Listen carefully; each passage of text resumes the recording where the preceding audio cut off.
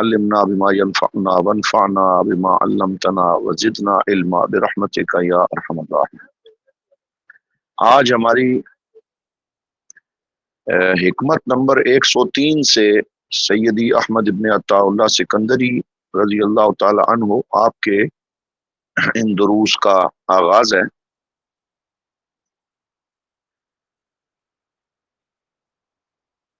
اور حکمت نمبر 103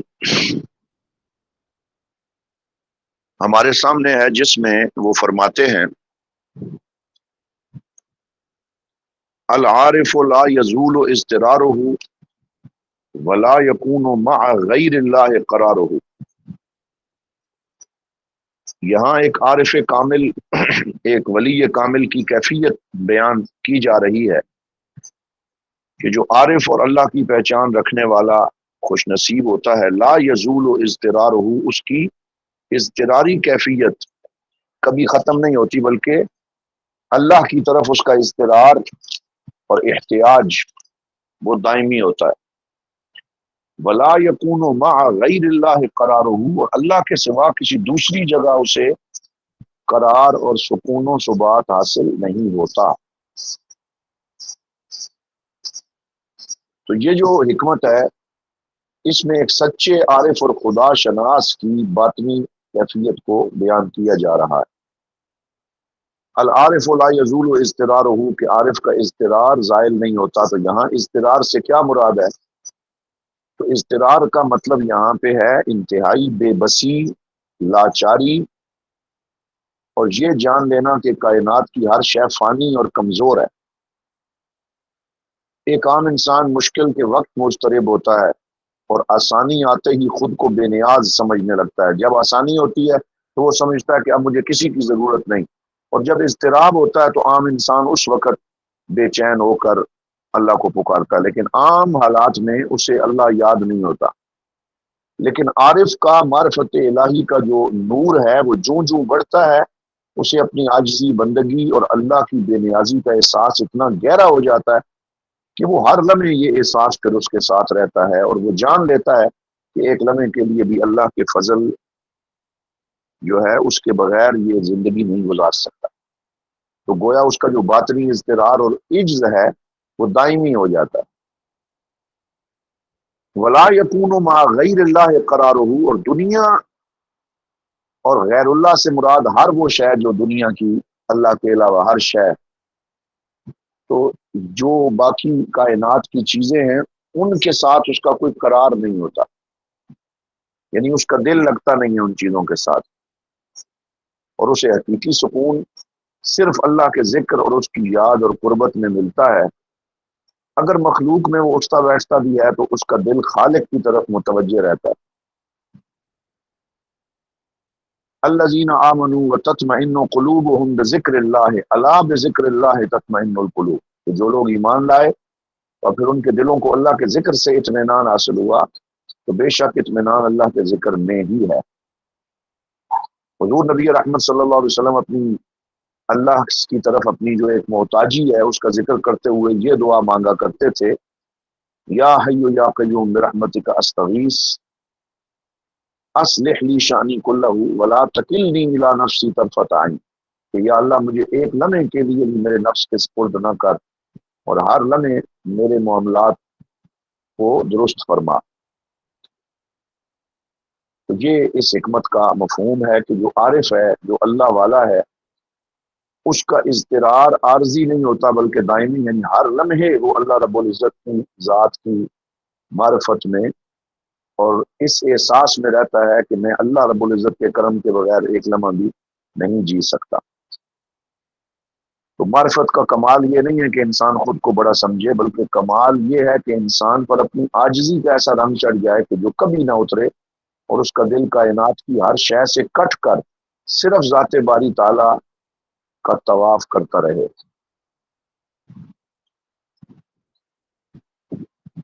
تو یہ حکمت نمبر 93 ہے، جس کے مفہوم کو ابھی ہم نے پڑھا، اور اس کے ساتھ ہی ایک اور حکمت کو ہم شامل کریں گے۔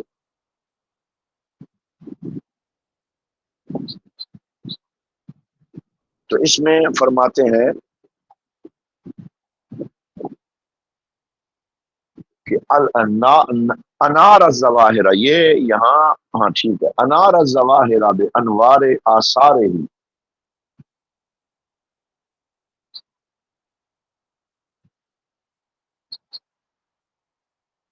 وہ انار السرائر بے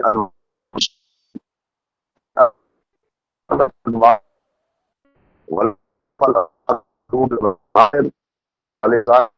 ان شمس النہار تغرب باللیل،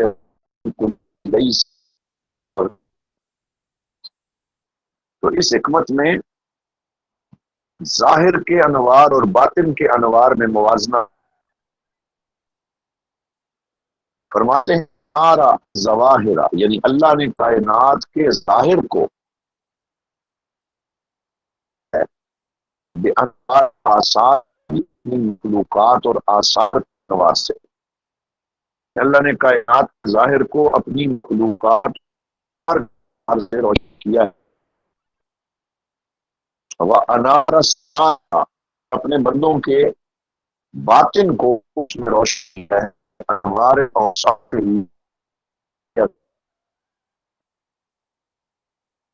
لاجل ذالک، اسی وجہ سے افن ظاہر کے اندر تو ولم تعفل انوار القلوب والسرائر، لیکن باطن اور دلوں کے انوار کبھی غروب کی وجہ سے کہا گیا ولذا ہے کہ آسمان کی صورت تو غروب، لیکن دل بھی یہ اس میں ظاہر کے انوار سے کیا مراد ہے کہ اللہ نے کائنات کو ظاہر کے انوار سے روشن کیا، تو اس کا معنی یہ ہے کہ اللہ تعالیٰ نے اس مادی دنیا اور انسان کے ظاہر کو اپنی قدرت کی نشانیوں یعنی آثار سے روشن کیا، اور اس سے مراد ہے ظاہری بات ہے جو ہے وہ سورج سے، چاند سے، ستاروں سے اور خوبصورت مناظر اور یہ جو چیزیں ہیں ان سے اللہ نے کائنات کو روشن فرمایا ہے اپنے آثار کے ذریعے۔ تو جو ظاہری کائنات کی روشنی ہے سرائر انوار اوصاف، اور جو باطن کے ان سے اللہ نے عاشقین کے دلوں کو روشن کیا ہے، تو اس سے مراد یہ ہے کہ نور ایمان، نور معرفت، نور محبت اور نور جو اللہ کے صفاتی انوار ہیں، اس کی ذاتی اور صفاتی انوار ہیں، ان کے ساتھ اللہ رب العزت کے دلوں کو روشن کیا۔ تو اب وہ فرماتے ہیں کہ کیونکہ جو ظاہری کائنات ہے وہ آثار کے نور سے روشن ہے، تو صورت لیکن دل اور کسی صوفی کا دل اللہ عزت کے نور سے روشن ہو جاتا ہے، تو پھر یہ روشنی جو ہے وہ کبھی بھی غروب غائب نہیں ہوتی، بلکہ ہر وقت اس کا دل روشن رہتا ہے۔ یہ مادی آنکھ کو جو سورج ہے یہ راستہ دکھاتا ہے، لیکن رات اور اندھیرا چھا جاتا ہے اور انسان مادی دنیا کی چیزیں کھا سکتا ہے، لیکن جو دل کا سورج ہے بصیرت، یہ انسان کے کائنات کا مشاہدہ کرا دیتی ہے، اور یہ جو سورج ہے انوار کا اور دل کا، یہ بندے کو گناہوں کے اندھیروں اور مصیبتوں کی راتوں اور قبر کی تاریکی میں بھی روشنی فراہم کرتا ہے، کبھی غروب نہیں ہوتا۔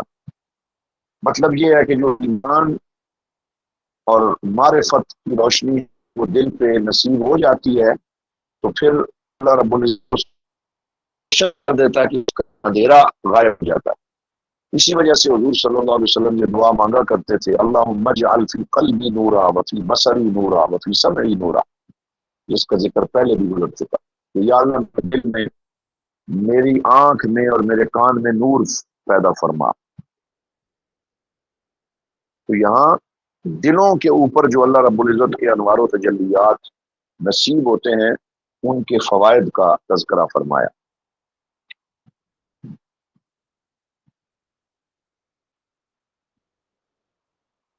حکمت نمبر 105 میں اسی کی تھوڑی مزید وضاحت ہے، فرماتے ہیں لِیُخَفِّفَ علم البلاء علیک علمک بانہ سبحانہ هو المبلی لک فالذی واجہتک منہ الاقدار هو الذی ابودک حسن الاختیار. یہ یخفف، یہاں یہ لام جو ہے یہ لام امر ہے، اور اس کا معنی یوں کیا جاتا ہے لیخفف علم البلاء علیک، کہ تمہارے اوپر آزمائش کا جو علم اور تکلیف ہے وہ چاہیے کہ کم کر دے. کون سی شے؟ علموں کا، تیرا علم، یعنی تیرا اس بات کو جان لینا، یہ تیرے دل سے آزمائش کی تکلیف کو کم کر دے کہ انہو سبحانہ و تعالی هو المبلی لک، کہ تجھے آزمائش میں مبتلا کرنے والا خود تیرا رب ہے، اللہ رب العزت ہے. یعنی جب بندے کو یہ علم ہوتا ہے کہ اس پہ جو آزمائش آئی ہے یا کوئی اگر تکلیف آئی ہے تو یہ اللہ کی طرف سے ہے، تو اب یہ علم جو اس کا ہے، جو اسے پتہ چلی ہے یہ بات کہ یہ مجھے اوپر یہ بات اللہ کی طرف سے آئی ہے، اس کی وجہ سے اس کے اوپر اس تکلیف اور آزمائش کا درد کم ہو جانا چاہیے، خفیف ہو جانا چاہیے. فالذی واجہتک منہ الاقدار، پس جس ذات کی طرف سے یہ اقدار اور یہ تقدیر کے فیصلے اور سختیاں تمہیں پیش آئی ہیں، واجہت کا یعنی سامنا کیا ہے ان سختیوں نے، تیرے سامنے یہ سختیاں آئی ہیں،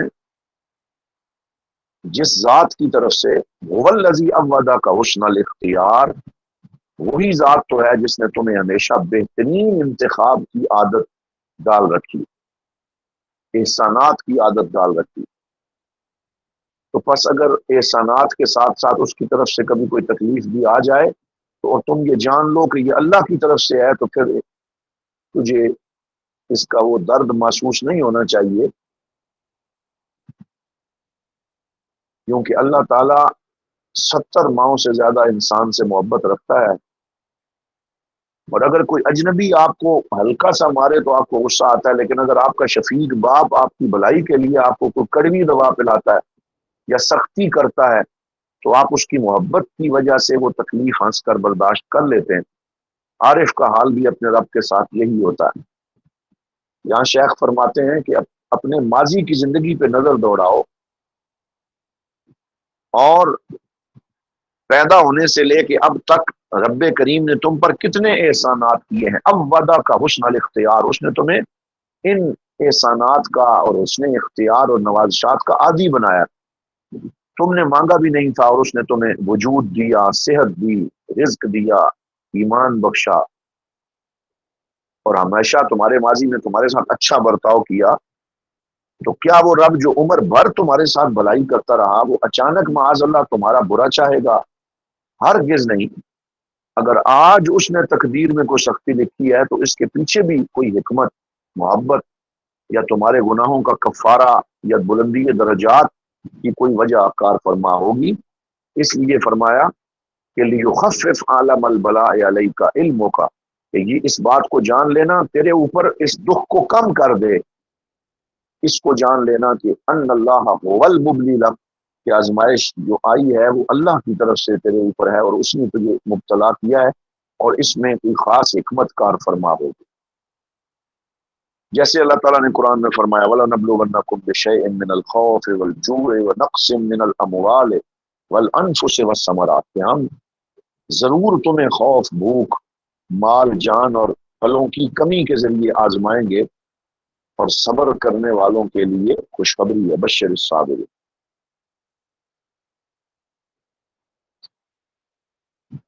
اسی طرح ایک حدیث پاک جو سنن ترمذی بھی ہے اس میں ارشاد فرمایا حضور صلی اللہ علیہ وسلم نے اذا احب اللہ قوما ابتلاهم، کہ جب اللہ تعالیٰ کسی قوم سے محبت فرماتا ہے تو انہیں آزمائش میں مبتلا کرتا ہے. تو یہ وہ آزمائش ہے جو اللہ تعالیٰ کے محبوب بندوں کے اوپر بھی آتی ہے. اور بندہ بے ساختہ یہ کہہ اٹھتا ہے کہ ہم بھی اسی پر راضی ہیں یا اللہ جس میں تیری رضا ہے. تو یہ وہ کیفیت ہے جو اللہ تعالیٰ کے پاک بندوں کی ہوتی ہے، جس کو یہاں بیان کیا گیا کہ وہ اللہ کی طرف سے آنے والی کسی آزمائش پر بھی وہ دکھ کا اظہار نہیں کرتے، صبر کرتے ہیں۔ تو یہاں یہ تین حکمتیں ہم نے پڑھی ہیں، اس پہ اب ہم غالباً قبلہ علامہ افتخار صاحب بھی کچھ اضافہ فرمائیں گے، وہ سن لیتے السلام علیکم ورحمۃ اللہ تعالی وبرکاتہ۔ ہیں جناب۔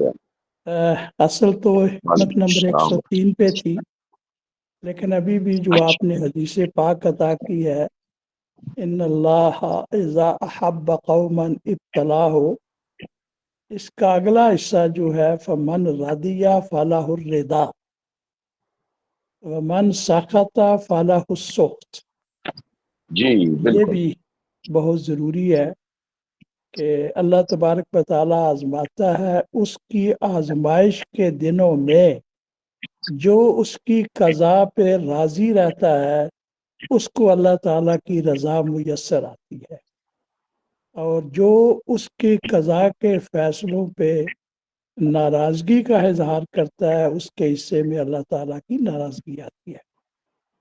جی حکمت نمبر 103 جو ہے، جہاں وصال و اضطرار کا ذکر ہے، وہاں پر جو ہے وہ اب میں کہوں گا کہ بھئی ہم بزی ہیں الحکم العطائیہ، تو میں اس میں الحکم الدعائیہ، حضور سیدی ضیاء الامت رحمت اللہ تعالی علیہ نے جو حکمت عطا فرمائی ہے اس میں سے ایک حکمت پیش کرنا چاہتا ہوں۔ آپ جی نے حضور۔ فرمایا کہ علامہ اقبال نے جو کہا ہے کہ تیری نگاہ ناز سے دونوں مراد پا گئے، عقل غیاب و جستجو، عشق حضور و اضطراب۔ جی اس شعر میں مجموعہ ازداد ہے، ایک تو یہ کہ جس بارگاہ میں عقل مطمئن ہوتی ہے وہاں عشق مطمئن نہیں ہوتا، اللہ اور جہاں عشق مطمئن ہوتا ہے وہاں عقل پریشان رہتی ہے۔ لیکن یا رسول اللہ، آپ کی نگاہ ناز سے عقل کو بھی رہنمائی ملی اور اس کا دونوں مراد پا گئے، اور عشق کو بھی مل گئی، یہ ایک ازداد کا مجموعہ ہے۔ اور جی دوسری بات یہ ہے کہ عقل غیاب و جستجو، جہاں غیاب ہے وہاں جستجو نہیں ہو سکتی، جب تک میں جی نے کسی کو دیکھا ہی نہیں ہے میں اس کی تلاش میں کیسے نکلوں گا۔ جی لیکن عقل جو ہے وہ غیاب کے باوجود مسلسل جستجو میں ہے۔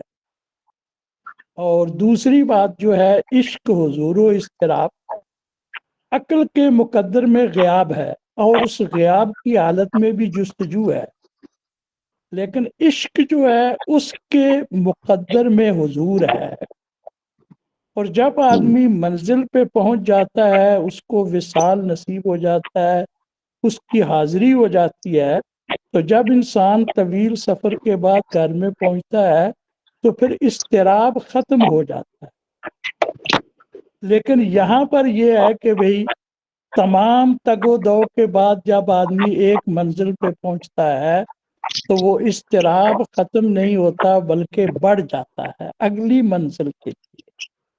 تو میں سمجھتا جی ہوں کہ شاید اسی حکمت کو مد نظر رکھتے ہوئے یہاں پر وصال و اضطرار کی بات ہو رہی ہے، لیکن علامہ اقبال کے ہاں چونکہ پیچھے وہ قافیہ وغیرہ یہی چلا آ رہا ہے تو انہوں نے اس کو وصال و اضطرار کو حضور و اضطراب میں تبدیل کر دیا ہے۔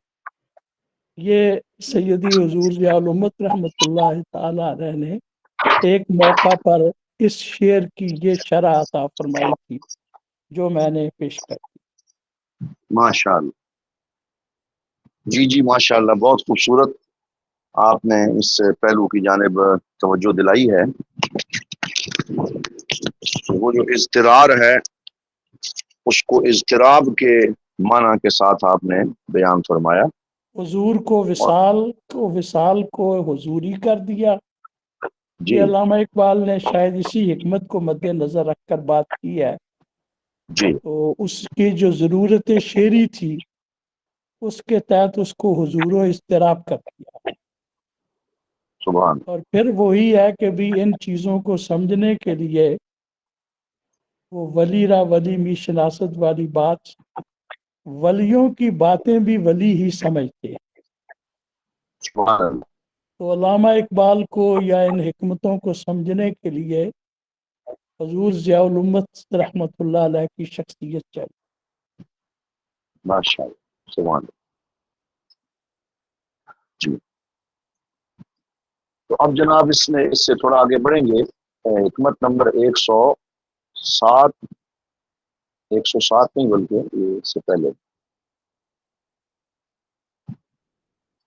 106 ہے. فرماتے ہیں من ظن انفقاع کا لطف ہی ان قدر ہی فذالک لقصور نظر ہی. من ظن، جس نے یہ گمان کیا، انفقاع کا لطف ہی ان قدر ہی، کہ انفقاع کا مطلب جدا ہونا، کہ اللہ کا لطف اور اس کی مہربانی اس کی تقدیر کے فیصلوں سے الگ ہے. تو جس نے تقدیر کے فیصلوں سے اللہ کے لطف کو الگ جانا اور اس نے یہ سمجھا کہ جو اللہ کی تقدیر کے یہ فیصلے ہیں ان میں اللہ کا لطف شامل نہیں ہے، فذالک لقصور نظر ہی، تو یہ محض اس کی ناقص اور کمزور نظر کی وجہ سے ہے، یعنی اس کی قلت فہم کی وجہ سے، اس کی سمجھ کی کمزوری ہے. یعنی معنی یہ ہو گیا کہ اللہ کی صفت لطیف اور صفت قادر کبھی ایک دوسرے سے الگ نہیں ہوتی، اور وہ جو تقدیر عطا فرماتا ہے اس تقدیر میں اس کا لطف بھی شامل ہوتا ہے. حدیث پاک کا ایک بڑا خوبصورت جملہ ہے، یا لطیف الطف بنا فیما جرت بہ المقادیر، کہ اے لطیف اپنی تقدیر کے فیصلوں میں ہمارے اوپر جو لطف ہے وہ فرما. تو یہاں قدرت اور اس کا لطف جو ہے ان کے باہمی سنگم کو بیان کیا گیا. صوفیاء کرام فرماتے ہیں کہ اللہ کی ہر تقدیر کے اندر اس کا لطف اس طرح چھپا ہوتا ہے جیسے کڑوی دوا کے اندر شفا یا انجیکشن کی چبھن میں بیماری سے نجات. اللہ کا کوئی بھی فیصلہ بندے کے لیے محض تکلیف نہیں ہوتا، بلکہ اس میں کوئی نہ کوئی مصلحت یا باطنی جو کرم ہے وہ ضرور پوشیدہ ہوتا ہے. تو یہاں شیخ فرماتے ہیں کہ جو شخص یہ سمجھتا ہے کہ مجھ پر مصیبت آ گئی اور اب اللہ کا کرم مجھ پر نہیں رہا، وہ دراصل باطنی اندھے پن یا کمزور نظر کا شکار ہے. وہ صرف حال کی تکلیف کو دیکھ رہا ہے، اس کا مستقبل کے بہترین نتائج اور باطنی درجات کی بلندی کو دیکھنے سے قاصر ہے. اسی وجہ سے اللہ تعالیٰ نے قرآن میں ارشاد فرمایا، اللہ لطیف بعبادہ یرزق من یشاء وهو القوی العزیز، سورۃ الشورى، کہ اللہ تعالیٰ اپنے بندوں پہ بڑا لطف فرمانے والا ہے اور جسے چاہتا ہے رزق عطا فرماتا ہے، وہی قوت اور غلبے والا ہے. تو یہ جو لطیف بعبادہ ہی ہے، یہ صرف ایسے نہیں ہے بلکہ یہ اس کی تقدیر میں بھی اس کا لطف شامل ہے. جیسے اللہ نے قرآن میں فرمایا فَإِنَّ مَعَ الْعُسْرِ يُسْرًا إِنَّ مَعَ الْعُسْرِ يُسْرًا، کہ تنگی کے بعد آسانی اور تنگی کے ساتھ آسانی. تو یہ اصل میں اس کے اسی لطف کی طرف اشارہ ہے. ایک حدیث قدسی ہے، انا عند ظن عبدی بھی، کہ میں اپنے بندے کے گمان کے مطابق ہوتا ہوں. تو جیسا بندہ گمان رکھے، اگر بندہ تقدیر کی سختی میں بھی اللہ سے لطف و کرم کا گمان رکھے تو اللہ اسے مایوس نہیں کرے گا. حضرت یوسف علیہ السلام کی مثال یہاں پہ دی جا سکتی ہے کہ آپ کو بھائیوں نے کنویں میں ڈالا، پھر غلام بنا کر بیچے گئے، مصر میں بولی لگی، پھر جیل میں گئے. تو بظاہر تو بڑا سخت تقدیر کے فیصلے محسوس ہوتے ہیں، لیکن اس تقدیر کا باطنی لطف یہ ہے کہ آپ مصر کے تخت پر بیٹھے، اس لیے جب سب حالات ٹھیک ہو گئے تو حضرت یوسف کا یہی جملہ تھا جو قرآن نے محفوظ کر لیا کہ ان ربی لطیف لما یشاء انہ هو العلیم الحکیم، کہ بے شک میرا رب جس بات کو چاہے اس کے لیے بہترین لطف اور تدبیر فرمانے والا ہے۔ تو یہ اللہ رب العزت کے لطف کے وہ فیصلے ہیں، اور اہل تصوف کا یہ پختہ ایمان ہوتا ہے کہ اللہ تعالیٰ حکیم بھی ہے اور رحیم بھی ہے، اس کا کوئی فیصلہ حکمت اور رحمت سے خالی نہیں۔ اگر ہماری زندگی میں کوئی ایسی تقدیر نافذ ہو جائے جو ہماری مرضی کے خلاف ہو، تب بھی ہمیں یہ یقین رکھنا چاہیے کہ اس کے پردے میں ہمارے مالک و مولا کا کوئی بڑا لطف چھپا ہوا ہے جس سے ہماری ناقص عقل دیکھنے سے قاصر ہے۔ تو فرمایا من ظن انفقاء کا لطف ہی ان قدر ہی، جس نے اللہ کی تقدیر سے اس کے لطف کو جدا جانا، فذالک لقصور نظر ہی، تو یہ اس کی اپنی نظر کو جو تیری نظر میں نہ آ سکے تو تیری نظر کا قصور ہے، جیسے علامہ کے شعر کا مصرع بھی ہے۔ جی حضور اس حوالے سے کیا فرمائیں گے؟ جی میں اس حوالے سے دو باتیں عرض کرنا چاہتا ہوں۔ ایک یہ کہ من ظنا انفقا کا لطف ہی ان قدر ہی الحرمان، کہ یہاں محرومی مراد ہے، ہاں اور دوسرا یہ کہ بھئی وہ ایک حکایت ہے کہ لیلا نے عام جو ہے وہ نیاز بانٹنی شروع کی، تو جو بھی آتا تھا وہ اس کو لیلا کچھ نہ کچھ دیتی تھی۔ جب مجنو کی باری آئی تو غصے سے اس کا کشکول اور پیالہ پکڑ کے اس نے دور پھینک دیا۔ تو مجنو جو ہے وہ بڑا خوش اور بڑا وجد میں جھوم رہا ہے۔ اس کے دوست احباب نے کہا کہ بھی تم اتنے خوش کیوں نظر آ رہے ہو؟ اس نے تو بڑی محفل میں تمہاری جو ہے وہ بے عزتی کر دی ہے، باقی سب کو اس نے خیرات بانٹی ہے، اور تمہارا تو کشکول بھی اس نے غصے سے دور پھینک دیا ہے۔ تو مجنو نے کہا مجھے یہ بتاؤ کہ کسی اور کے ساتھ بھی لیلا نے یہ سلوک کیا ہے؟ انہوں نے کہا جی نہیں، اور کسی کے ساتھ نہیں ہوا۔ تو اس نے کہا جو میرا وجد ہے، جو میری خوشی ہے، جس پہ میں اس وقت اتنا اتنا رہا ہوں، وہ یہ ہے کہ لیلا کا میرے ساتھ تعلق جو ہے وہ باقی لوگوں کے تعلق سے منفرد ہے۔ میں اس حالت انفرادی جو ہے وہ اس پہ خوش ہو رہا۔ تو یہ حکایت جو ہے وہ مجھے اس کی وضاحت میں نظر آتی ہے کہ اللہ تبارک و تعالیٰ جو ہے وہ بانٹ رہا ہے، غیروں کو بھی دے رہا ہے، مخالفوں کو بھی دے رہا ہے، سب کو دے رہا ہے، لیکن بعض اوقات اپنے بندوں کو محروم رکھ رہا ہے۔ تو یہ اس کا اللہ تبارک و تعالیٰ کا ان بندوں کے ساتھ ایک خصوصی معاملہ ہے، ایک خصوصی چیز ہے، اور وہ جب ان کو عطا فرمائے گا اور جو اس کی نوازشات ہوں گی، جو اس کی مہربانیاں ہوں گی، اس کا کوئی اندازہ نہیں کیا جا سکتا۔ میں بس یہ عرض کرنا جی جی جناب، بالکل صحیح ہے۔ اور اب اس کے ساتھ ہی حکمت نمبر 107 ہے، الحکمت السابعہ بعد المئہ، لا یخاف، یہ مجہول کے ساتھ، لا یخاف علیک ان تلتبس الطرق علیک وانما یخاف علیک من غلبۃ الہوا علیک۔ فرماتے ہیں کہ اے مرید اور اے بندے، تیرے بارے میں ہم اس بات کا خوف نہیں ہے، یا خوف نہیں کیا جاتا کہ ان تلتبس الطرق علیک، کہ راستے جو ہیں شریعت کے، دین کے، وہ تیرے اوپر خلط ملط ہو جائیں گے، یعنی تجھے حق و باطل کی پہچان نہیں رہے گی۔ یہ نہیں ہے تیرے بارے میں خوف کہ راستے جو ہیں وہ تیرے لیے واضح نہیں رہیں گے اور خلط ملط ہو جائیں گے، بلکہ تیرے بارے میں انما یخاف علیک، تیرے بارے میں جو اصل خوف ہے وہ یہ ہے کہ تجھ پر تیری نفسانی خواہشات غالب آ جائیں گی، من غلبۃ الہوا علیک، یعنی انسان جو ہے اس کو اللہ نے عقل سلیم بخشی ہے، انبیاء اور رسول کا ایک سلسلہ بنایا ہے، اور اللہ رب العزت نے ہدایت کے راستے واضح فرما دیے. اب یہ کوئی خوف نہیں ہے کہ کسی کو ہدایت کے راستوں کا التباس اور شک و شبہ پڑ جائے گا. عقل بھی نور ہے، قرآن اور وحی کا نور ہے، پھر انبیاء اور رسول کی تعلیمات ہیں. وَهَدَيْنَاهُ النَّجْدَيْنِ، یہ چیز تو واضح ہو چکی ہے، دونوں راستے خیر اور شر کے. لیکن انسان اس لیے گمراہ نہیں ہوتا کہ اس کے سامنے راستہ واضح نہیں ہے، وہ گمراہ اس لیے ہوتا ہے کہ خواہشات نفسانی کی پیروی کرنے لگتا ہے. افرأیت من اتخذ الہہ ہوا، کیا آپ نے اسے نہیں دیکھا کہ جس نے اپنے خواہشات کے بت کو اپنا پوجنا شروع کر دیا اور اپنا الہ بنا لیا.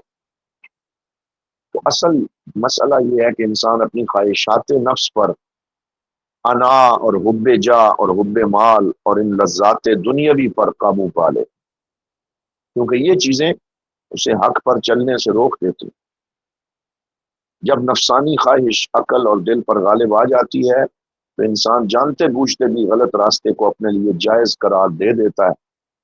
صوفیاء فرماتے ہیں کہ کفر، بدعت اور گناہوں کی اصل جڑ دلیل کی کمی نہیں بلکہ نفس کی غلامی ہے. یہ بہت سے لوگ جو آج کل الہاد کی طرف جا رہے ہیں، اگر آپ تھوڑا سا سائیکولوجیکلی نفسیاتی طور پہ ان کا جائزہ لیں گے تو حق کہیں نہ کہیں ان کے دل میں ان پہ واضح ہوتا ہے اور انہیں پتہ ہوتا ہے کہ ہم ایک جٹائی کے پن کا شکار ہیں. لیکن وہ یہ بھی جانتے ہیں کہ اگر ہم ان تمام حقائق کو مان لیں تو ہمیں عمل کی رزمگاہ میں اترنا پڑے گا اور ہمیں دین کے اور احکام شریعت کی پابندی کرنی پڑے گی، اور یہ تو بڑی مشکل ہمارے لیے بن جائے گی. تو اصل میں ان کا نفس انہیں اس لیول پہ لے جاتا ہے کہ وہ عمل سے بھاگتے ہوئے ہر چیز کا انکار کر بیٹھتے ہیں، حتیٰ کہ الحاد تک جا پہنچتے ہیں.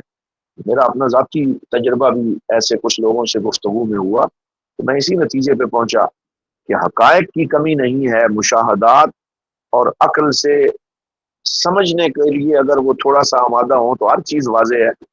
لیکن لا یخاف علیک ان تلتبس الطرق علیک انما یخاف علیک من غلبۃ الہوی علیک. یہ جیسے شیخ نے فرمایا کہ یہ جو غلبہ خواہشات نفس ہے وہی انسان کو گھیر لیتا ہے.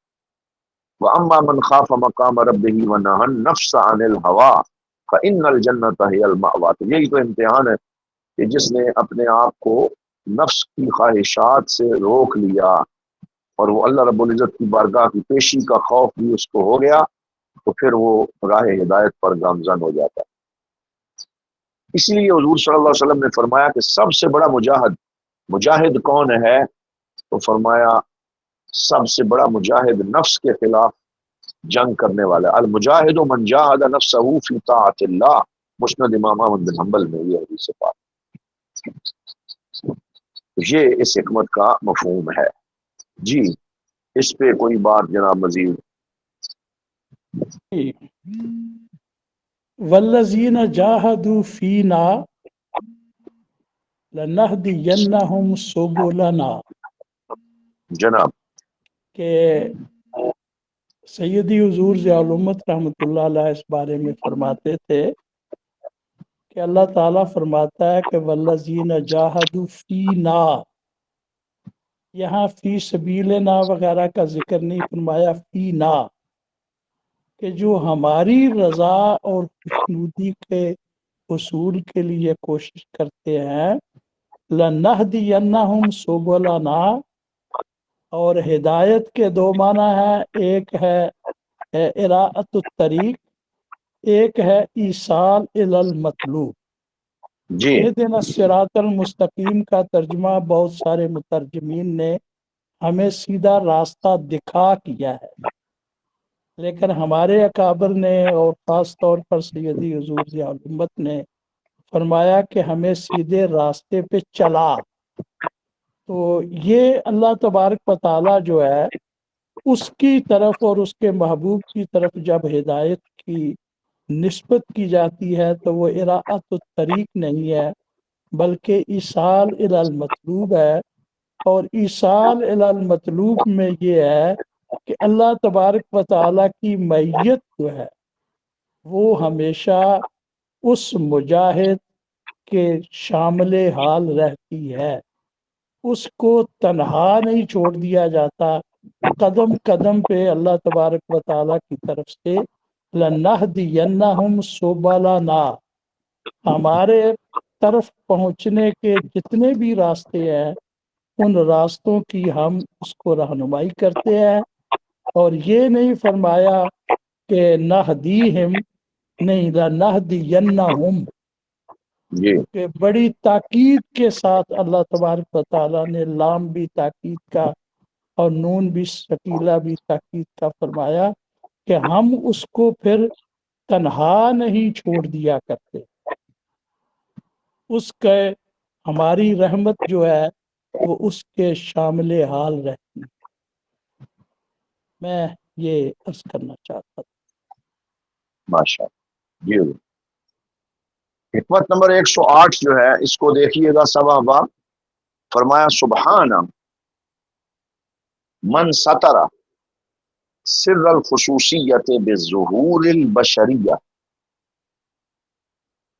اللہ اللہ، وظہر بعظمت الربوبیت فی اظہار العبودیہ۔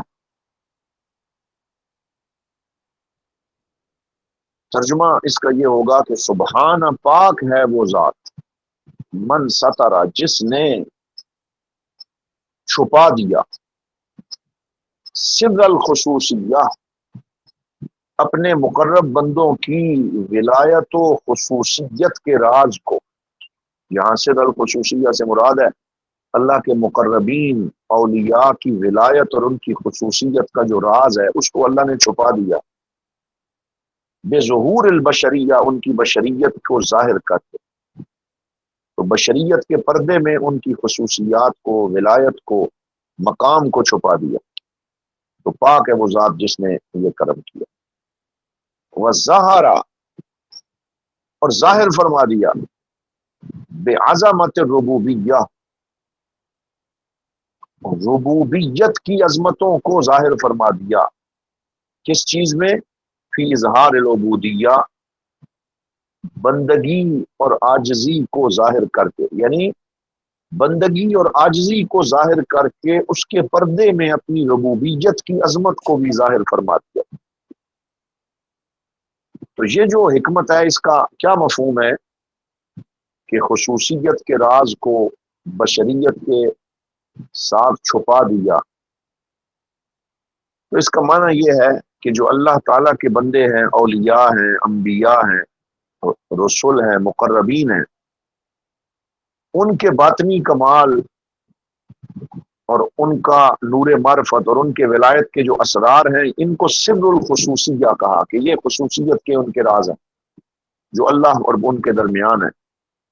اللہ نے بشریت کے پردے میں ان چیزوں کو چھپا دیا اور ان باطنی انوارات کے اوپر بشریت کا پردہ ڈال دیا۔ یعنی اللہ کے ولی اور پیارے بندے بھی ہماری طرح کھاتے پیتے ہیں، بازاروں میں چلتے ہیں، بیمار ہوتے ہیں، بشری تقاضوں سے گزرتے ہیں، اور ہمیں پتہ ہی نہیں چلتا کہ اس بشری بیس میں کتنی بڑی شخصیت چھپی ہوئی۔ جیسے ابھی حضور ضیاء الامت رحمۃ اللہ تعالی علیہ کے حوالے سے ہم قبلہ علامہ افتخار صاحب سے اور دیگر حضرات سے سنتے ہیں کہ ظاہری طور پہ عجز و انکسار اور ظاہری طور پہ سارے بشری جو چیزیں ہیں وہ تھیں، اور ان میں یہ جتنے بھی اللہ کے ولی ہیں، وہ جو خصوصیت کا راز ان کے اور اللہ کے درمیان ہے وہ ہر بندے پہ ظاہر ہو ہی نہیں سکتا، اور لوگ یہی سمجھتے ہیں کہ یہ تو ایک عام سا بندہ ہے۔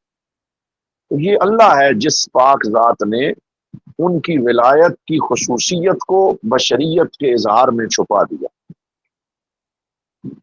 اگر اولیاء اور انبیاء کے باطنی انوار مکمل طور پر ظاہر نظر آنا شروع ہو جائیں اور ہر بندے کو پتہ چل جائے تو دنیا میں ایمان بالغیب اور آزمائش کا نظام ہی باقی نہ رہے۔ اللہ نے ان کے باطن کو فرشتہ نہیں بنایا بلکہ انسانوں ہی میں ان کو چھپا کر رکھا تاکہ طالب صادق انہیں ادب اور محبت سے ڈھونڈے۔ پھر دوسرا جو اس کا حصہ ہے کہ اللہ نے بندگی میں ربوبیت کو ظاہر فرما دیا، ربوبیت کی عظمت کو ان بندوں کی بندگی میں ظاہر کر دیا۔ تو اس کا معنی کیا ہے؟ یعنی جب اللہ کا کوئی مقرب بندہ خدا کے حضور انتہائی عاجزی، فقر، اضطرار اور بندگی کا اظہار کرتا ہے، جھکتا ہے، روتا ہے، گڑ گڑاتا ہے، تو اس بندے کی عاجزی کو دیکھ کر دیکھنے والے پر اللہ کی شان ربوبیت اور اس کی بے نیازی اور اس کی عظمت کا اثر طاری ہو جاتا ہے. یعنی وہ دیکھ تو بندے کی بندگی کو رہے ہوتے ہیں، لیکن وہ کہتے ہیں کہ یہ بندگی اتنی عظیم ہے، تو جس مالک کی یہ بندگی ہو رہی ہے وہ رب کتنا عظیم ہوگا. کائنات کے سب سے عظیم انسان سید المرسلین صلی اللہ علیہ وآلہ وسلم راتوں کو رو رو کر سجدے کرتے، پاؤں مبارک پہ ورم آ جاتا. تو آپ صلی اللہ علیہ وسلم کی یہ جو انتہائی عبودیت اللہ کی بارگاہ میں ہے، اس سے عظمت ربوبیت کی سب سے بڑی دلیل سامنے آتی تھی کہ وہ معبود کتنا عظیم ہے جس کا ایسا پیارا بندہ اس طرح اس کے سامنے جھکتا ہے. جب کفار نے اعتراض کیا کہ یہ کیسے رسول ہیں کہ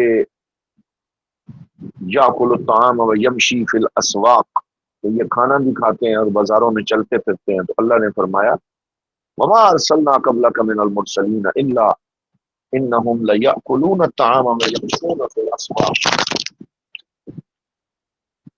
کہ ہم نے جن بھی رسولوں کو بھیجا ہے وہ اسی طرح بشریت کے پردے میں مستور کر کے بھیجا ہے. سبحان الذی اسری بعبدہ، اللہ نے اپنے پاک بندے کو سیر کروائی. تو یہاں بھی عبد کا معنی اسی طرف اشارہ کر رہا. رسول اللہ صلی اللہ علیہ وسلم نے فرمایا اللہ کے کچھ بندے ایسے ہوتے ہیں جو بظاہر بالکل عام معلوم ہوتے ہیں، مگر اللہ کے ہاں ان کا مقام بڑا بلند ہوتا ہے.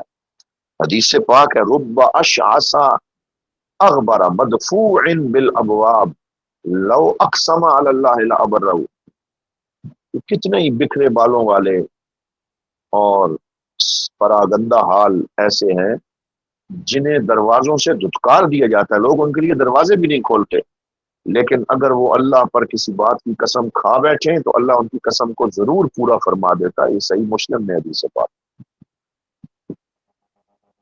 تو اس کا حاصل کلام یہ ہے اس حکمت کا کہ ہمیں کسی اللہ والے کی ظاہری بشری احوال، کھانا پینا، بیمار ہونا، ان کو دیکھ کے دھوکہ نہیں کھانا چاہیے، کیونکہ اللہ کا طریقہ یہی ہے کہ وہ اپنے قیمتی موتیوں کو صدف اور سیپ کے پردوں میں چھپا کر رکھتا ہے.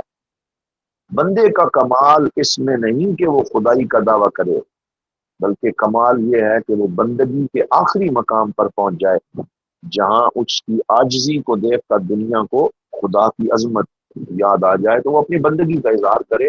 اسی میں اللہ رب العزت کی ربوبیت کی عظمت ظاہر ہوتی ہے.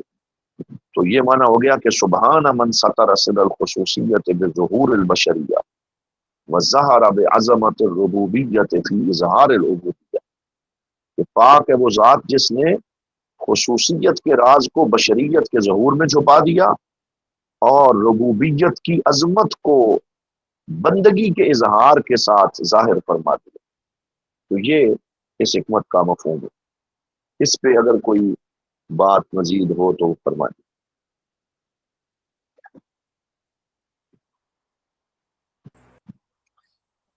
السلام علیکم ورحمۃ اللہ.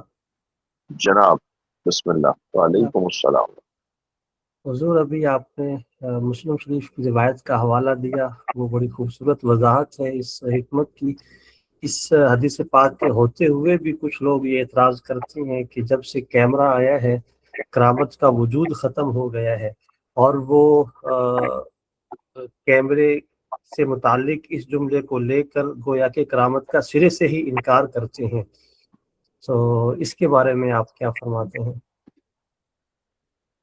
جی جی، اصل میں پہلی بات تو یہ ہے کہ اس سینس میں اولیاء سے کرامت طلب کرنا کہ وہ کوئی خرق عادت دکھائیں تو وہ ولی ہوں گے، پہلی بات تو یہ ہے کہ یہ سلسلہ ہی درست نہیں ہے، کیونکہ ولایت کا اظہار وہ کرامت نہیں ہے بلکہ وہ استقامت ہے دین کے اوپر.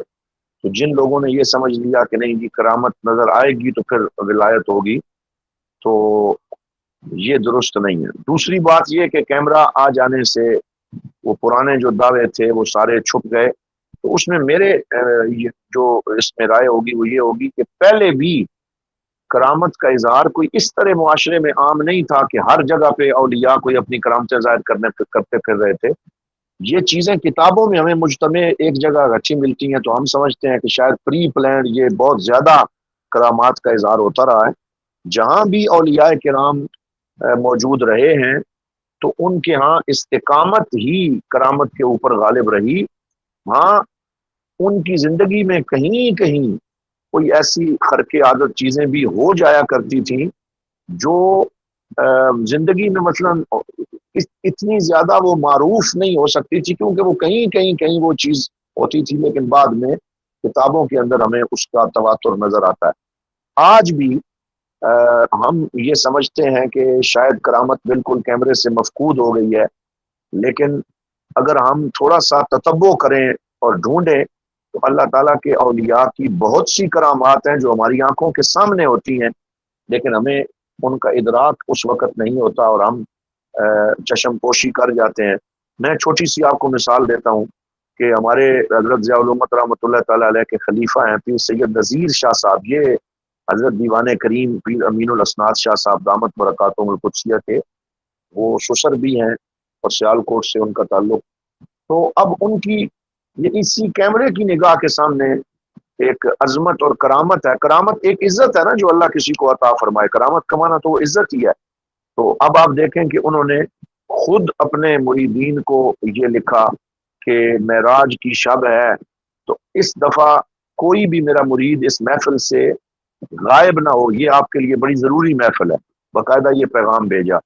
پھر جب سارے آ گئے، خود خوبصورت لباس پہن کے ممبر پہ بیٹھے، اور جو سرور حسین نقشبندی صاحب بڑے ان کے پسندیدہ ثنا خان تھے انہیں بلایا ہوا تھا، ان سے پیر میر علی شاہ صاحب کا کلام سنا۔ اج سکھ متراں دی ودیری ہے، کیوں دلڑی اداس گنیری ہے، لوں لوں وچ شوق چنگیری ہے، یہ جو پورا کلام سنا، مکمل سننے کے بعد پھر حضور صلی اللہ علیہ وسلم کے سفر معراج کا ذکر شروع کیا، اور اس کو وہ پڑھ رہے تھے مختلف احادیث سے، اور ایسے سفر جاری کرتے کرتے جب اس جملے پہ پہنچے کہ جب آپ 7ویں آسمان پہ پہنچے تو رسول اکرم صلی اللہ علیہ وآلہ وسلم کے بارے میں جبرائیل امین سے پوچھا گیا کہ اے جبرائیل اکیلے ہیں یا کوئی آپ کے ساتھ ہے؟ من معاکا، تو انہوں نے کہا معی محمد الرسول اللہ، کہ میرے ساتھ محمد الرسول اللہ۔ یہ جملہ کہا اور کیمروں کے سامنے جو ہے وہ دیکھتی آنکھوں اور سنتے کانوں وہ اللہ رب العزت کی بارگاہ میں اس شان سے حاضر ہو گئے۔ تو میں سمجھتا ہوں یہ بھی ایک بہت بڑی کرامت ہے جو اللہ نے ان کو عطا فرمائی۔ تو کرامات بھی ہمارے ارد گرد ہو رہی ہوتی ہیں، لیکن ہمیں ان کا احساس اس وقت نہیں ہوتا، بعد میں آنے والوں کو اس کا زیادہ احساس ہوتا ہے۔ یہ اللہ رب العزت کا ایک نظام ہے، کرامت کا سلسلہ بھی رکتا نہیں ہے، لیکن بہرحال استقامت جو ہے وہ کرامت سے اوپر فائق ہے۔ واللہ عالم بالصواب۔ تو اس پہ علامہ افتخار صاحب بھی شاید کو فرمائیں گے، وہ بھی سن لیں۔ ایک تو آپ نے وہی بیان فرما دیا جو میں کہنا چاہتا تھا پیر سید نذیر حسین شاہ صاحب کی بات، جی کہ کیمرے نے محفوظ کر دیا اس کو قیامت تک۔ ہاں جی اور دوسری بات یہ کہ بخاری شریف کے سلسلہ میں سیدی حضور ضیاء الامت رحمۃ اللہ علیہ کو عرض کی گئی کہ ہم چاہتے ہیں کہ بھئی اس کو ویڈیو ریکارڈنگ کی جائے، تو آپ نے اجازت دے دی۔ اس کے بعد پھر ویڈیو ریکارڈنگ شروع ہوئی تو وہ جو ریکارڈنگ کرنے والے تھے انہوں نے چند بار کہا جی کہ آپ جو ہے وہ کیمرے کی طرف دیکھ کر یہ چیز جو بیان فرمائیں، تو اس طرح وہ ریکارڈنگ ہو۔ تو آپ نے فرمایا نہیں، میں نے کیمرے کی طرف نہیں دیکھنا ہے، میں نے شاگردوں کی طرف دیکھ کر بات کرنی ہے، تو مجھ سے کیمرے کی طرف نہیں دیکھا جاتا۔ آخر وہ علمی کرامات کے اظہار کے لیے وہ کیمرے کو جب لایا گیا تو آپ نے اس کیمرے کو آخر میں اٹھوا دیا کہ نہیں بھی میں یہ جو ہے ایکٹنگ نہیں کر سکتا، میں نے میرے سامنے جو بیٹھے ہوئے ہیں ان کے چہروں کی طرف دیکھ کر، ان کی آنکھوں میں آنکھیں ملا کر ان کو ساتھ گفتگو کرنی ہے، کیمرے کے ساتھ میں نے گفتگو نہیں کرنی۔ تو سیدی حضور ضیاء الامت رحمۃ اللہ تعالی علیہ نے کیمرے کے اندر اپنی علمی کرامات کو محفوظ کرنے سے انکار کر دیا۔ جی بالکل۔ یہ ہمارے ایک دوست ہیں، انہوں نے پوچھا ہے کہ اس کا کوئی لنک مل سکتا ہے پیر سید نذیر شاہ صاحب کا، تو یہ میں شاکر اویس صاحب سے کہوں گا کہ وہ لنک گروپ میں بھیج دیں. وہ ویڈیو معروف ہے اور یوٹیوب پہ آپ لکھ دیں صرف سید صاحب کا نام تو وہ ظاہر ان ہو کا جائے گی. نام لکھ کے تو یوٹیوب پہ ڈالا جائے کہ ہاں ان جی. کے آخری لمحات یا اس طرح کر کے تو وہ مل جائے. تو اس طرح کی اور بہت ساری کرامات ہیں جو ہمارے ارد گرد تھوڑا سا غور کرنے سے ہم ان تک پہنچ سکتے ہیں کہ اللہ آج بھی اپنے بندوں کو خاص عزتوں سے نوازتا ہے. کسی کو اس کا ادراک ہو جاتا ہے، کسی کو اس کا ادراک بہت بعد میں جا کے ہوتا ہے، لیکن بہرحال یہ کرامات کا سلسلہ کسی نہ کسی شکل میں جاری و ساری رہتا ہے. اور جی یہ قبلہ پیر اگر سید اجازت ہو تو نذیر ایک حسین شاہ صاحب والی بات جو ہے یہ اس کا بالکل بڑا واضح جواب ہے کہ ایک کرامت کیمرے نے محفوظ کی ہے. جی مزید کچھ فرما رہے ہیں حضرت، وہ بھی سن لیں. ایک اور واقعہ کی طرف صرف اشارہ کرنا مقصود ہے. ممکن ہے آپ کے علم میں ہو، قبلہ چشتی صاحب تو جانتے ہیں، ہمارے استاد گرامی قبلہ امیر المجاہدین رحمۃ اللہ علیہ، وہ جب حرم پاک کی حاضری کے لیے حاضر ہوئے تو اسلاف کی طرف سے انہوں نے طواف کیا، لیکن قبلہ پیر صاحب کی طرف سے طواف اس وقت نہیں کیا. تو خواب میں پیر صاحب نے شفقت فرماتے ہوئے زیارت بھی کروائی، اور جو فرمایا اس کا خلاصہ یہ ہے کہ ہم نے بھی دین کی خدمت کی ہے. تو اس کے بعد قبلہ استاد گرامی رحمۃ اللہ علیہ نے نہ صرف آپ کی طرف سے طواف کیا، بلکہ اس کے بعد ہم نے دیکھا کہ آپ کی تقاریر میں ضیاء النبی کی گفتگو ہمیشہ شامل رہی. ماشاءاللہ ماشاءاللہ، اس بہت میں خوبصورت. بلکہ ایک چیز اس وقت رہ رہی ہے کہ حضرت قبلہ امیر المجاہدین رحمۃ اللہ علیہ نے خواب میں دیکھا کہ حضور ضیاء الامت حرم مکہ میں دلائل الخیرات کا درس دے رہے ہیں. درس ہو رہا ہے، چل رہا ہے، اور اس کے آخر میں انہوں نے حضرت قبلہ امیر المجاہدین کی طرف دیکھ کے فرمایا کہ بھئی ہم نے بھی دین کی خدمت کی ہے. یہ درس ہاں جی، جو ہے وہ دلائل الخیرات کا آپ دے رہے ہیں حرم سبحان مکی. اللہ سبحان اللہ سبحان اللہ.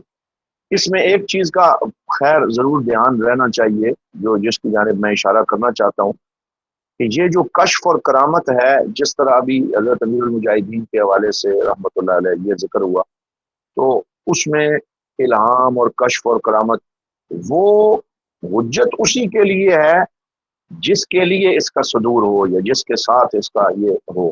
باقی سب کے لیے ظاہری بات ہے کہ یہ حجت نہیں ہے، لیکن بہرحال یہ اللہ رب العزت کی عطا ہے جس سے وہ یہ خیر اور برکت عطا فرماتا ہے. تو بہت اچھا یہ اس کے میں یہ عرض کرنا چاہوں گا کہ اس کے لیے بھی حجت ہے، اور جو اس شخصیت کے بارے میں حسن ظن رکھتے ہیں ان تمام کے لیے بھی حجت ہے. تو باقی رہ گئی بات یہ کہ ولی کا خواب تو اپنی جگہ ہے، تو ولی کو جو بھی چیزیں حاضر ہوتی ہیں وہ تمام ظنی ہوتی ہیں. قطعی صرف جو ہے وہ اللہ کے نبی کے پاس ہوتا ہے. باقی ولی کا جو بھی اس کے مکاشفات ہیں، خواب ہیں، کوئی بھی چیز ہے، وہ تمام ظنی ہے. جی بجائے بجائے. اب اس میں ایک مزید ہم حکمت کو شامل کریں گے. الحکمت التاسعہ بعد المئہ، 109. فرماتے ہیں حضرت شیخ رحمت اللہ علیہ رحمت واسعہ، لا تطالب ربک بتأخر مطلبک ولکن طالب نفسک بتأخر ادبک. لا تطالب ربک، اپنے رب سے یہ مطالبہ نہ کر کہ بتأخر مطلبک، کہ جو تو نے مانگا اس میں تاخیر ہو گئی. یہ سوء ادب ہے کہ بندہ اپنے رب سے یہ شکوہ کرے کہ میں نے فلاں چیز مانگی ہے مجھے ابھی تک عطا کیوں نہیں ہوئی. تو فرمایا لا تطالب ربک بتأخر مطلبک، کہ دعا مانگنا تیرا کام ہے لیکن اس کی قبولیت کس وقت ہونی ہے یہ تیرا کام نہیں ہے، یہ اللہ رب العزت کام. لہذا اس معاملے میں تو اپنے آپ کو ہلکان نہ کر، یہ مطالبے نہ کر. مطالبہ کرنا ہے تو کیا کر، طالب نفس کا بتأخر ادب کا، تو اپنے نفس کی سرزنش کر کہ تیرے ادب میں کہاں کمی اور کوتاہی رہ گئی ہے تو اس کو پورا کر.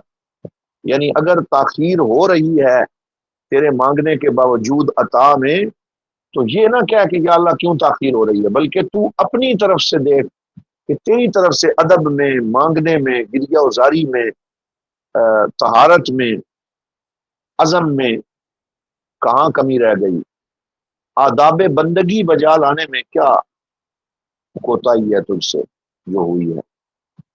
عام طور پر جب انسان کوئی دعا مانگتا ہے اور اس کی مراد پوری ہونے میں دیر ہو جاتی ہے، وہ بے چین ہو جاتا ہے، کبھی کبھی زبان پر یا دل میں شکوہ لے آتا ہے. تو شیخ اس باطنی بیماری کا علاج 2 اصولوں کے تحت فرماتے ہیں.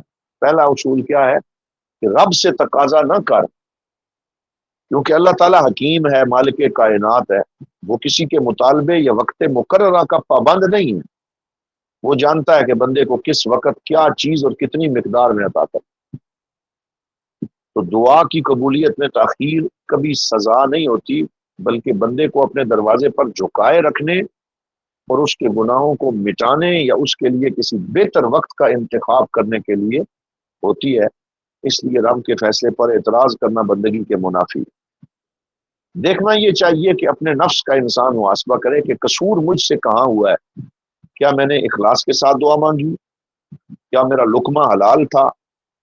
کیا میرے دل میں عاجزی تھی یا نہیں تھی؟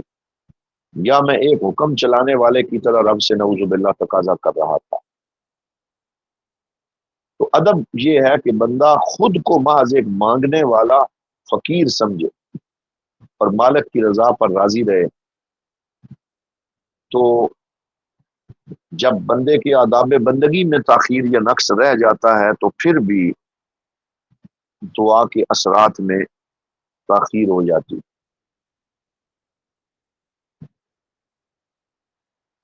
قرآن حکیم میں اللہ رب العزت نے فرمایا وَيَدَعُ الْإِنسَانُ بِالشَّرِّ دُعَاءَهُ بِالْخَيْرِ وَكَانَ الْإِنسَانُ عَجُولًا. اور انسان بعض اوقات جذبات میں آ کر برائی کی دعا اس طرح کرتا ہے جیسے اسے بلائی کی دعا کرنی چاہیے، اور انسان بڑا ہی جلد باز اور بے صبر ہے.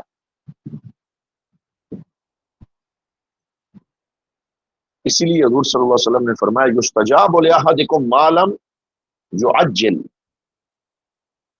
کہ تم میں سے ہر ایک کی دعا قبول کی جاتی ہے جب تک کہ وہ جلد بازی نہ کرے. اور جلد بازی یہ ہے کہ وہ یوں کہنے لگے دعو تو فلم یستجب لی، دعو تو فلم یستجب لی، کہ میں نے مانگا تھا مجھے ملا نہیں ملا نہیں. تو یہ بے صبری بندہ نہ کرے، بلکہ وہ یہ دیکھے جیسے حضور نے حدیث میں فرمایا کہ ایک شخص لمبا سفر کرتا ہے، بال اس کے بکھرے ہوئے ہیں، آسمان کی طرف ہاتھ اٹھاتا ہے، ساری شرطیں پوری کرتا ہے، یا رب کہتا ہے، لیکن اس کا حال یہ ہے کہ مطعمہ حرام ومشربہ حرام وملبسہ حرام وغذی بالحرام، کہ اس کا کھانا حرام، پینا حرام، لباس حرام، غذا حرام. فَأَنَّا يُسْتَجَابُ لِذَلِكَ، تو ایسے میں اس کی دعا کیسے قبول ہو سکتی. تو یہ یہاں پہ آداب دعا بھی سکھلائے جا رہے ہیں اور بتایا جا رہا ہے کہ تجھے بے صبری نہیں کرنی چاہیے، بلکہ اپنی طرف سے آداب بندگی جو ہیں انہیں پورا کرنا چاہیے. یہ مطالبہ تیرے اندر رہنا چاہیے کہ تو اپنے طرف سے جو کمی کوتاہی ہے اسے دور کرے. پھر حکمت نمبر 110 میں فرمایا متا جعلک فی الظاہر ممتثلا لامرہ ورزقک فی الباطن الاستسلام لقہرہ فقد اعظم المنہ علیہ، فقد اعظم المنۃ علیہ. اب یہاں گزشتہ حکمت کی مزید وضاحت فرما کے اس مضمون کو کمال تک پہنچا دیا. فرماتے ہیں متا جعلک فی الظاہر ممتثلا لامرہ، جب اللہ تعالیٰ نے تمہیں ظاہر میں اپنے احکام کا فرما بردار اور مطیع بنا دیا، یعنی تیرے اوپر یہ کرم ہو گیا کہ تو ظاہری شریعت کے تقاضوں کو بھی پورا کرنے لگا. وَرَزَقَكَ فِي الْبَاطِنِ الْإِسْتِسْلَامَ لِقَهْرِهِ، اور باطن میں اپنی تقدیر کے فیصلوں کے سامنے بھی تجھے سر تسلیم خم کرنے کی نعمت سے نواز دیا کہ تیرے باطن میں کوئی اعتراض بھی باقی نہ رہا. فقد اعظم المنۃ علیہ، تو اللہ نے اپنا احسان اور اپنا کرم تیرے اوپر تمام کر دیا. اس سے مراد یہ ہے کہ بندے کے ظاہری اعضاء اللہ کی نافرمانی سے پاک ہوں اور وہ شریعت مطہرہ کے احکام، نماز، روزہ، حلال و حرام کی تمیز اور حقوق العباد پر سختی سے کاربند ہے. تصوف میں ظاہری شریعت سے انحراف کی کوئی گنجائش نہیں، باطن کا سفر ظاہر کی درستگی سے ہی شروع ہوتا ہے۔ اور باطن میں رضا بالقضاء، اس سے مراد کیا ہے؟ یعنی الاستسلام لقہرہ، اس سے کیا مراد ہے؟ یہاں قہر سے مراد اللہ کی صفت جلال اور اس کی وہ تقدیر ہے جو انسان کی مرضی کے خلاف نافذ ہوتی ہے، جیسے بیماری، نقصان یا کسی نعمت کا چھن جانا۔ اور باطنی تسلیم اور استسلام یہ ہے کہ عام انسان مصیبت آنے پر ظاہر میں تو شریعت کے ڈر سے صبر کر لیتا ہے، لیکن اس کا باطن اللہ کے فیصلے پر کڑتا رہتا ہے۔ عارف کا کمال یہ ہے کہ جب اللہ کی غیبی تقدیر اس پہ نافذ ہوتی ہے تو اس کا باطن بھی بے چین نہیں ہوتا، بلکہ وہ دل کی گہرائی سے یہ تسلیم کرتا ہے کہ میرا مالک جو کر رہا ہے اسی میں میرے لیے بھلائی ہے۔ تو ظاہر میں شریعت کا نفاذ ہو اور باطن میں تقدیر پر دلی طور پہ وہ رضامند ہو تو اس پہ اللہ تعالیٰ نے اپنے انعامات کو پورا فرما دیا۔ بلا من اسلم وجہہ للہ وہو محسن فلہ اجرہ عند ربہ، کہ جس نے اپنے وجود کو ظاہر و باطن سمیت اللہ کے لیے جھکا دیا اور مخلص ہو گیا تو اللہ تعالیٰ پھر اس کو بہترین اجر عطا فرماتا ہے۔ اسی طرح ایک جگہ فرمایا فلا وربک لا یؤمنون حتی یحکموک فیما شجر بینہم ثم لا یجدوا فی انفسہم حرجا مما قضیت ویسلموا تسلیما، کہ آپ کے رب کی قسم یہ لوگ حقیقی مومن اس وقت تک نہیں ہو سکتے جب تک اپنے تمام تنازعات میں آپ کو فیصلہ کرنے والا حکم نہ مان لیں اور پھر آپ کے کیے ہوئے فیصلے پر اپنے دلوں میں کوئی تنگی بھی نہ پائیں اور پوری رضا و رغبت سے آپ کے فیصلوں کو تسلیم کر لیں۔ تو شریعت ظاہر پہ نافذ ہو اور باطن میں کوئی اعتراض بھی نہ ہو تو یہ اللہ رب العزت کا خاص کرم ہے جو اللہ تعالیٰ بندے پر فرماتا ہے، اور اس سے شریعت میں الرضا بعد القضاء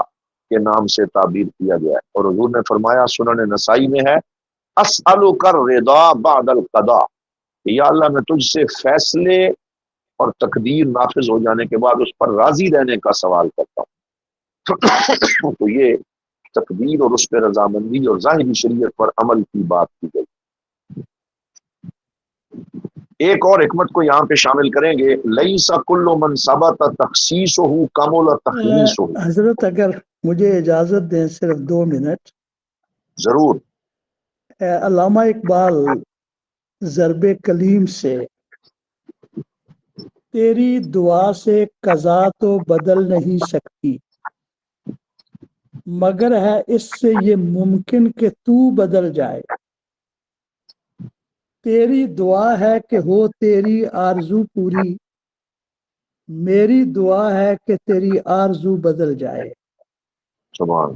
میں نے یہ شیئر کیا ہے، جو اس کو چلا رہے ہیں مجھے ابھی نام نہیں ذہن میں آ رہا، ان کے فون نمبر پہ میں نے یہ 3-4 اشعار شیئر کیے ہیں، اگر وہ آگے اس کو پورے گروپ میں شیئر کر سکیں تو یہ اس مفہوم کے بہت قریب تر ہے۔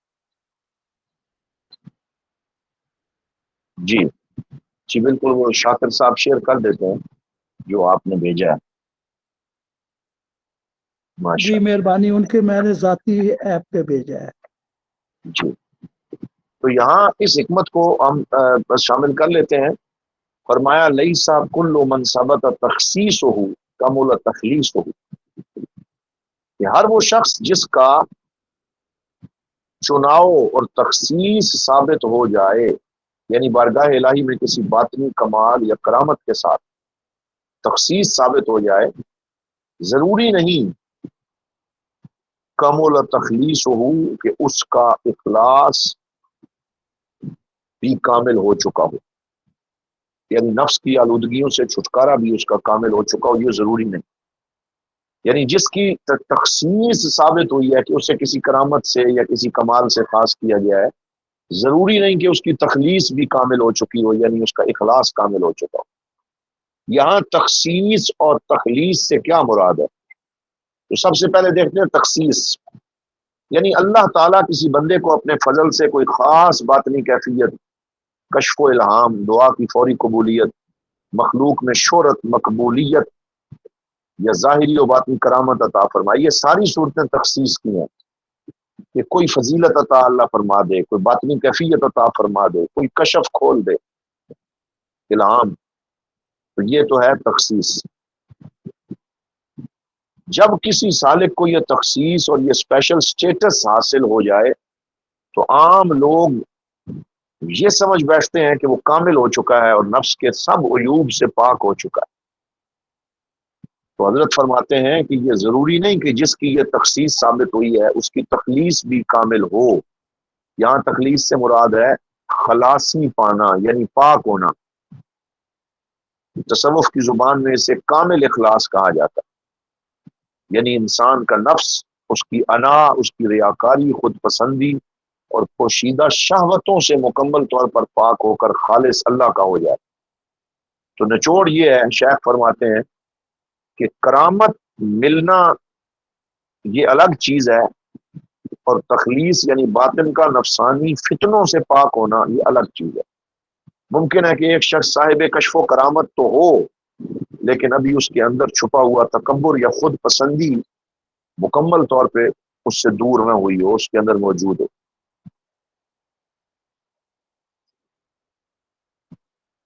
صوفیاء فرماتے ہیں الاستقامت و فوق الکرامہ، جیسے ابھی ذکر ہوا کہ اصل کمال کرامت دکھانا نہیں بلکہ نفس کے عیوب سے پاک ہونا ہے۔ قرآن حکیم میں ان لوگوں کا عبرت انگیز تذکرہ موجود ہے جنہیں اللہ نے کچھ نشانیاں اور تخصیص عطا فرمائی، لیکن باطنی پاکیزگی اور تخلیص نہ ہونے کی وجہ سے وہ ہوائے نفس کا شکار ہو گئے۔ ایک بندہ جس کا نام ہے بلعم بن باعورا، یہ مختلف احادیث میں اس کا تذکرہ موجود ہے، قرآن کی تفسیر میں بھی ہے۔ یہ جو آیت ہے وَاتْلُ عَلَيْهِمْ نَبَأَ الَّذِي آتَيْنَاهُ آيَاتِنَا، کہ اے حبیب مکرم آپ انہیں اس شخص کا حال سنائیں، وَاتْلُ عَلَيْهِمْ نَبَأَ الَّذِي آتَيْنَاهُ آيَاتِنَا، جس کو ہم نے اپنی نشانیاں اور تخصیص عطا کی، فَانْسَلَخَ مِنْهَا، تو وہ ان سے بالکل نکل بھاگا، فَأَتْبَعَهُ الشَّيْطَانُ، اور شیطان نے اس کے پیچھے لگ گیا، فَكَانَ مِنَ الْغَاوِينَ، اور وہ گمراہوں میں سے ہو گیا۔ وَلَوْ شِئْنَا لَرَفَعْنَاهُ بِهَا، اگر ہم چاہتے تو اس تخصیص اور ان نشانیوں کے ذریعے اسے بلند کر دیتے، وَلَكِنَّهُ أَخْلَدَ إِلَى الْأَرْضِ وَاتَّبَعَ هَوَاهُ، لیکن وہ تو زمین کی پستیوں کی طرف مائل ہو گیا اور اپنی خواہش نفس کے پیچھے چل پڑا۔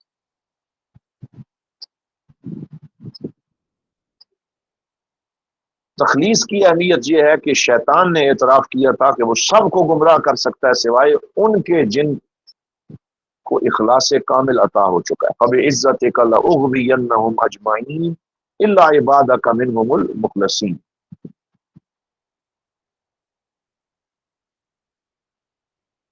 حضور صلی اللہ علیہ وسلم کی ایک حدیث ہے، آپ نے فرمایا لَوْ لَمْ تَكُونُوا تُذْنِبُونَ خِفْتُ عَلَيْكُمْ مَا هُوَ أَكْبَرُ مِنْ ذَلِكَ، کہ اگر تم بالکل گناہ چھوڑ دو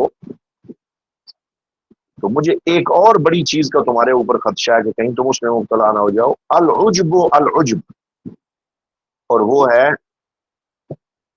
اپنے آپ کو بڑا سمجھنا اور اپنے کمال پر ناز کرنا اور خود پسندی میں مبتلا ہونا۔ یعنی ایک بندہ گناہوں سے بچا ہوا ہو، تخصیص کی راہ پر ہو، تب بھی خود پسندی کا خطرہ باقی رہتا ہے جب تک اخلاص کامل حاصل نہ ہو جائے۔ تو اس کا خلاصہ یہ ہو گیا کہ سالک کو کبھی بھی اپنی باطنی کیفیات، خوابوں یا کشف پر تکیہ کر کے مطمئن نہیں ہونا چاہیے کہ میں تو اب بڑا کامل ہو چکا ہوں۔ صوفی کا اصل کام مرتے دم تک اپنے نفس کا محاسبہ کرنا اور اخلاص سے نیت کی ٹو میں رہنا۔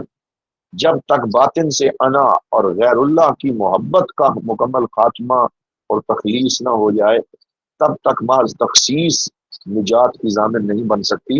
اسی لیے فرمایا لیس کل من ثبت تخصیصہ کمل تخلیصہ، کہ ضروری نہیں جس کی کوئی تخصیص ثابت ہوئی ہو اس کا اخلاص بھی کامل ہو چکا ہو۔ اور اصل چیز یہ ہے کہ انسان اپنے باطن پہ نظر رکھے اور اپنے ہر عمل کو اللہ رب العزت کے لیے خالص کرے۔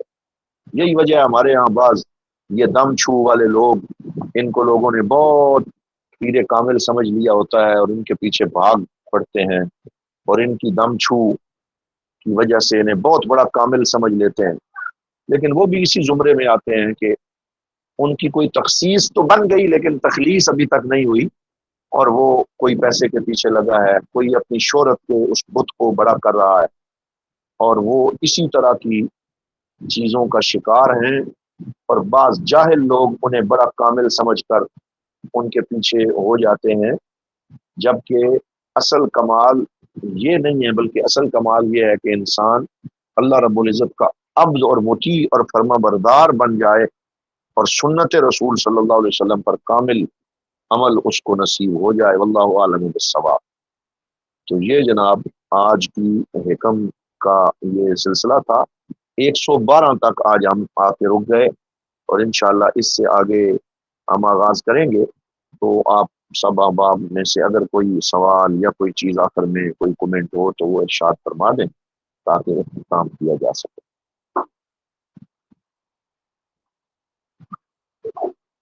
جزاک اللہ جی، اللہ تبارک و تعالی جزائے خیر عطا فرمائے۔ یہ بڑی نیک صحبت ہے جو اس میڈیا الحمدللہ، کے دور نے ہمارے لیے ممکن بنائی ہے سبحان اللہ، کہ ہزاروں میل دور بیٹھے ہوئے بھی اس وقت ہم ایک صحبت میں موجود ہیں۔ سبحان اللہ، سبحان اللہ، سبحان اللہ۔ تو جناب آپ سب کا بہت شکریہ۔ تو اب میں یہ چاہ تو رہا ہوں کہ اگر کوئی ایسا سلسلہ بنے کہ رات کا کوئی ایک لمبا سیشن ہم کر سکیں، تو اس میں اگر کوئی امکان ہو تو وہ گروپ میں آپ عطا فرما دیں، لکھ دیں، تاکہ ہم ابھی کلاسز کو وائنڈ اپ بھی کرنا چاہتے ہیں جلد۔ تو اس سلسلے میں ارادہ ہے کہ کوئی